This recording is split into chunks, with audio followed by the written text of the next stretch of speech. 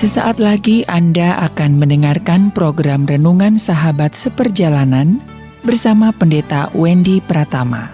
Selamat mendengarkan.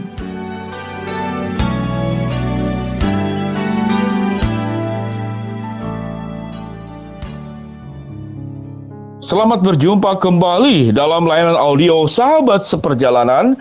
Hari ini adalah hari Selasa, 8 Desember 2020. Tema renungan dan saat teduh yang kita akan pelajari hari ini dengan judul Merasa Rohani sama dengan Tidak Rohani. Merasa rohani sama dengan tidak rohani. Firman Tuhan terambil dalam Yesaya pasal yang ke-29 ayat yang ke-13. Demikian bunyi firman Tuhan tentang Nabi Yesaya mengecam kemunafikan di zamannya. Dan Tuhan berfirman, oleh karena bangsa ini datang mendekat dengan mulutnya dan memuliakan aku dengan bibirnya, padahal hatinya menjauh daripadaku dan ibadahnya kepadaku hanyalah perintah manusia yang dihafalkan. Mari kita berdoa. Bapa yang di dalam surga, biarlah kami boleh punya sebuah kepekaan tatkala kami berjuang untuk hidup di dalam kerohanian yang benar. Jangan sampai justru kami merasa sudah menjadi rohani, namun sesungguhnya kami semakin tidak rohani di dalam kehidupan ini. Karena menjadi rohani dan tidak rohani bukanlah kami yang menilai, hanya Tuhan sendiri yang tahu dan Tuhan sendiri yang akan sanggup menilai siapakah kami yang sebenarnya. Berbicaralah Tuhan, kami siap untuk mendengar. Di dalam nama Tuhan Yesus kami berdoa. Amin. Sahabat seperjalanan yang dikasihi Tuhan, merasa rohani sama dengan tidak rohani. Mari kita berbicara tentang kenapa merasa rohani. Kalau merasa rohani, yang menilai dirinya sendiri. Jadi seseorang yang menilai dirinya dia adalah rohani dengan penilaiannya, maka bisa dipastikan bahwa dia adalah bukan pribadi yang rohani. Kalau kita berbicara sebetulnya siapakah orang yang rohani?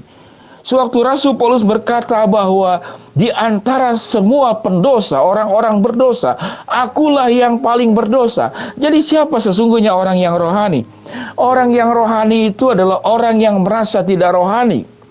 Setelah dia berjuang bagaimana melakukan segala sesuatu yang terbaik, padahal dia lebih baik daripada yang lain, namun dia tetap merasa tidak rohani. Dia tetap merasa sebagai pendosa. Dia tetap merasa belum melakukan banyak hal untuk Tuhan. Dia merasa bahwa dia sekalipun sudah berbuat, dia merasa bahwa dia masih berbuat terlalu sedikit. Terlalu baik kebaikan Allah dalam hidupnya, dan dia berjuang bagaimana mengembalikan kebaikan Allah. Sekalipun itu tidak mungkin dilakukan, namun dia berjuang. Bagaimana sikapnya, bagaimana hidupnya, bagaimana kata-katanya, bagaimana pikirannya, bagaimana hatinya, itu selalu menyenangkan hati Tuhan. Jadi orang yang rohani sesungguhnya adalah orang yang selalu merasa dirinya sebagai pendosa. Dan dia terus berjuang untuk bagaimana memperbaiki dirinya menjadi lebih baik, dan menjadi lebih baik lagi. Sehingga dia tidak punya waktu lagi untuk mengurusi kekurangan orang lain. Karena dia sibuk mengurusi diri sendiri. Bagaimana punya hubungan yang baik dengan Tuhan. Bagaimana hidupnya itu berkenan kepada Allah. Bagaimana apa yang dilakukannya itu memuliakan Allah. Itulah pribadi yang rohani. Bagaimana dengan pribadi yang merasa rohani itu tidak rohani? Alkitab banyak mencatat di dalam Matius 15 dikatakan kepada ahli Taurat dan orang Farisi, engkau adalah keturunan ular beludak. Bahkan dikatakan engkau itu serigala berbulu domba. Engkau itu kuburan dilabur putih, luarnya memikat, namun di dalamnya penuh dengan tulang belulang. Firman Tuhan juga berkata dengan kata-kata yang lain yang sangat luar biasa. Bagaimana mengkritik orang-orang yang merasa rohani, namun sesungguhnya yang nampak luarnya seakan-akan dia rohani, namun dia tidak rohani. Orang yang merasa rohani terlalu banyak berbicara tentang haleluya, puji Tuhan, dan banyak berdoa di persimpangan-simpangan jalan supaya dilihat orang. Dia berdoa dengan kata-kata yang panjang, bukan masuk ke dalam kamar, ruangan, mengunci dan berdoa dengan Tuhan secara pribadi. Jadi orang yang rohani sesebetulnya adalah penampakan luar, casingnya, kemasannya yang kelihatan rohani. Dia pandai merangkai kata-kata sedemikian rupa. Dia pandai bersikap bertingkah laku sedemikian rupa.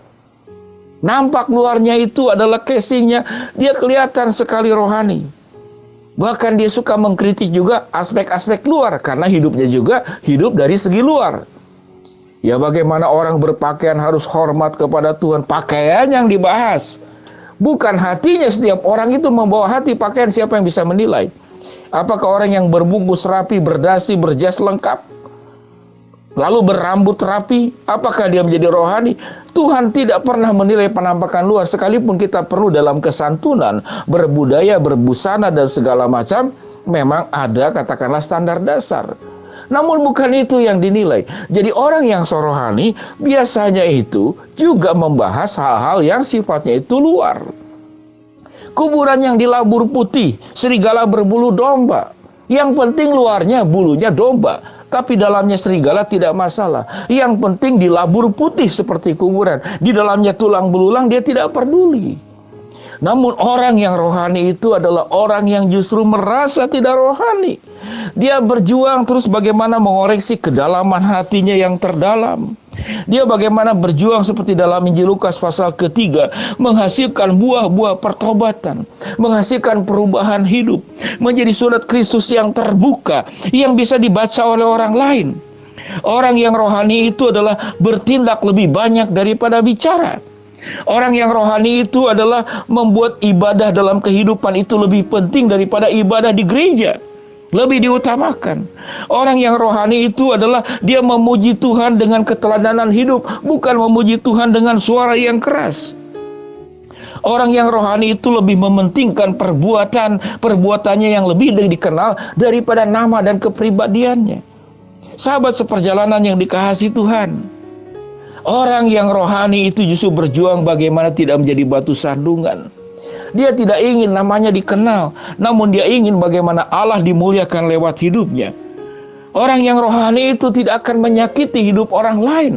Dia berjuang menjaga hati orang lain, punya kelembutan, punya empati, bisa menghargai setiap orang dengan cara yang sama. Orang yang rohani juga tidak menipu. Orangnya bisa dipercaya. Luar dan dalam itu selaras, luar dan dalam itu sepadan, luar dan dalam itu sama. Tidak ada yang berbeda. Sementara orang yang merasa rohani, dia akan terus mengemas bagian luar seperti yang dikatakan tadi. Kuburan yang dilabur putih namun di dalamnya tulang belulang. Dia akan mengemas bagian luar. Dia berbulu domba namun sesungguhnya di dalamnya itu adalah serigala. Sahabat seperjalanan yang dikasihi Tuhan, orang yang merasa rohani biasanya senang duduk di tempat-tempat yang kelihatan. Senang kalau berbicara itu didengar. Senang kalau berpenampilan itu mempesona orang lain.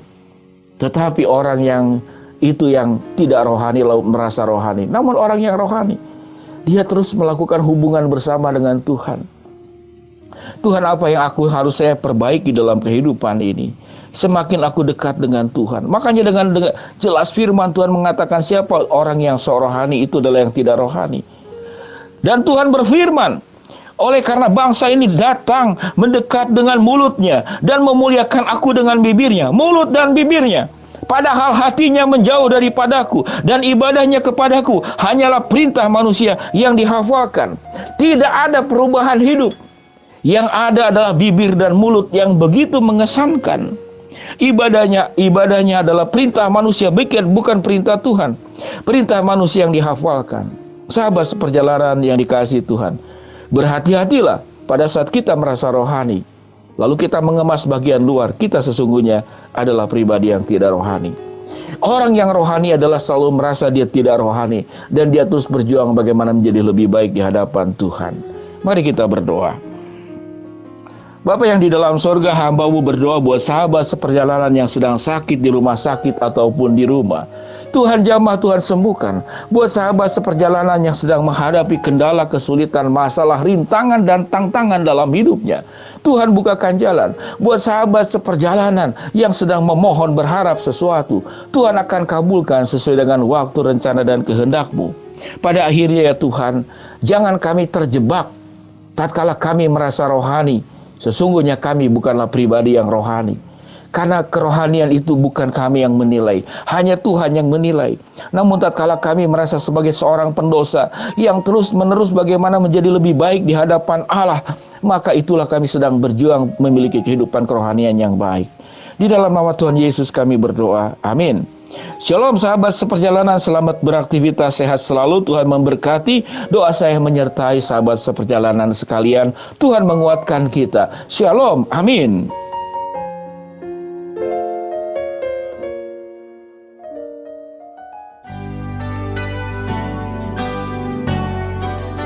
Anda baru saja mendengarkan program Renungan Sahabat Seperjalanan bersama Pendeta Wendy Pratama. Terima kasih atas perhatian Anda. Tuhan Yesus memberkati.